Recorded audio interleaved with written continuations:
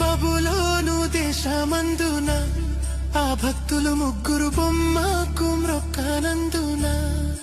బబులోను దేశమందున ఆ భక్తులు ముగ్గురు బొమ్మకు మ్రొక్కనందున పట్టి బంధించి రాజు అగ్ని గుండంలో వేస్తే పట్టి బంధించి రాజు అగ్ని గుండంలో వేస్తే నాల్గవ వాడు ఉండలేదా